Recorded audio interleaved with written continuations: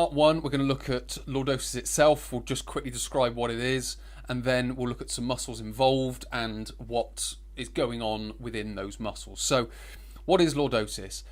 It's an exaggerated curvature of the lumbar spine. So, you will have a natural curve to your spine anyway.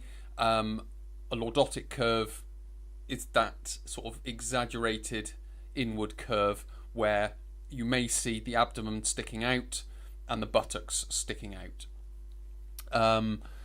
So that's what it is from a anatomical perspective. Now, what can happen as well is, or something that's very closely associated to it, is an anterior pelvic tilt. So if you can imagine, sort of, this is the top of the pelvis. Imagine it's a bowl of water. You tip the bowl of water forwards or tip the pelvis forwards. Water comes out the front. That would be known as an anterior pelvic tilt. Now, these are very closely related because as the psoas gets pulled on, which joins onto the lumbar spine, what you'll then get is obviously the exaggerated curvature of the lumbar spine, but what can also happen is the iliacus, which is another muscle that's involved. So the two main muscles is the psoas muscle and the iliacus, but I'll describe them in a second. If they can become tight or activated, they will pull the spine forward, the psoas, and the iliacus will be the, let's just say, the dominant one pulling the pelvis forward as well. So what we get is a exaggerated curve of the lumbar spine and potentially an anterior pelvic tilt as well, and then you've got rectus femoris that's involved in that one as well. So I've introduced the muscles. Let's talk about them in a little bit more detail. So the muscles involved, the main muscle is the psoas. Psoas goes basically from each of the lumbar vertebrae, so L1, 2, 3, 4 and 5. Then you'll find fibres of it going on to T12, but also up into the diaphragm, which is where breathing and stress responses can make the psoas tight. Not necessarily create lordosis, but it can certainly make the psoas tight. So we need, that's a big part of, let's just say, the treatment is in breathing, because you get the fibres that come down into the psoas and the fascial fibres that come down into the psoas. So just by modifying breathing will help and contribute towards releasing a tight psoas. That's not to say it's going to help you overcome lordosis, but it will certainly play its part. So we've got the psoas, that's, as I mentioned, all 5 of the vertebra. Then it goes down through the pelvis and joins on to the sort of front, inside and top of the femur, which is the bone of the upper leg.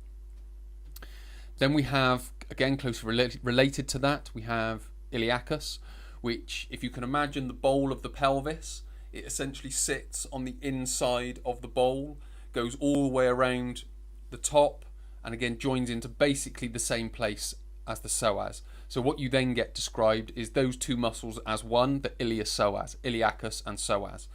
So those are two separate muscles, but they can be described as the same thing, the iliopsoas. As I mentioned, it joins in to the front, inside, top of the femur, much the same as the psoas. If we then go on to another hip flexor, which is the rectus femoris, you will then go from the front of the pelvis. So again, if you look at the front of the pelvis, or you feel on the front of the pelvis, you get two knobbly bits. One is the ASIS, which is the anterior superior iliac spine.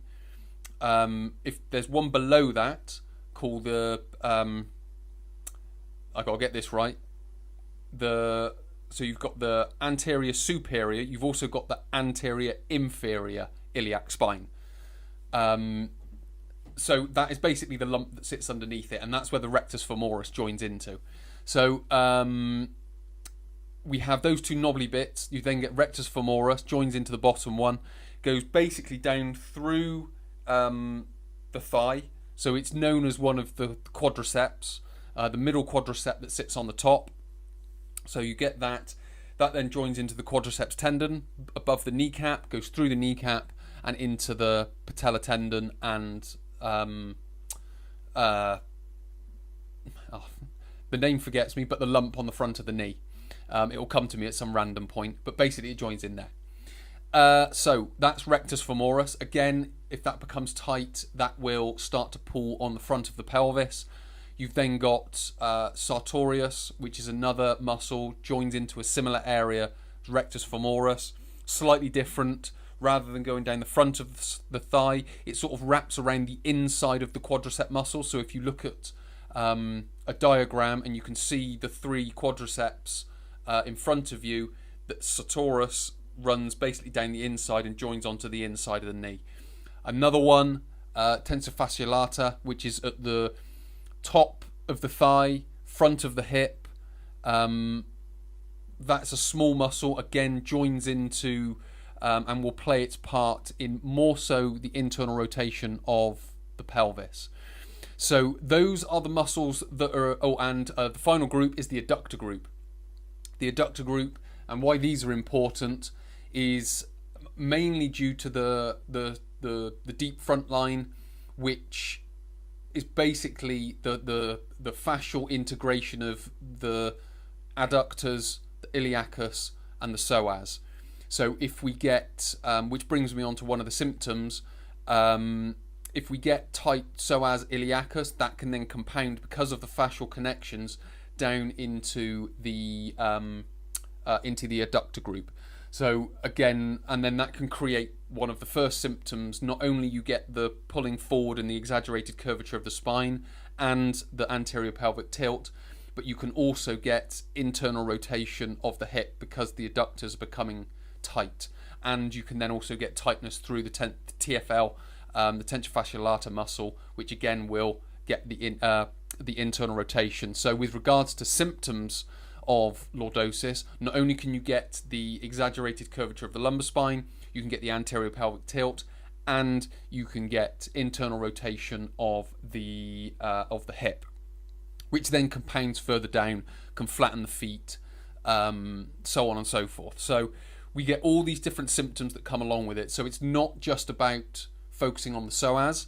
We've got to go through that whole chain when it comes to the treatment. So this is kind of a setup for what we need to do later. So we've kind of got the muscles in the area of the body that we need to be focusing on. So we've got some symptoms. So if we're getting the symptom of exaggerated lumbar spine, we need to flatten that. If we're getting the symptom of an anterior pelvic tilt, we need to neutralize that. And if we're getting an internal rotation of the pelvis, we need to externally rotate that and bring it back into position.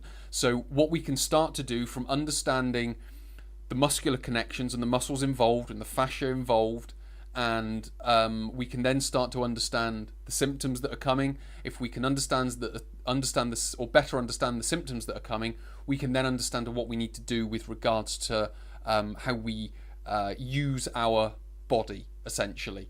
And what we need to do is in a way of treating that.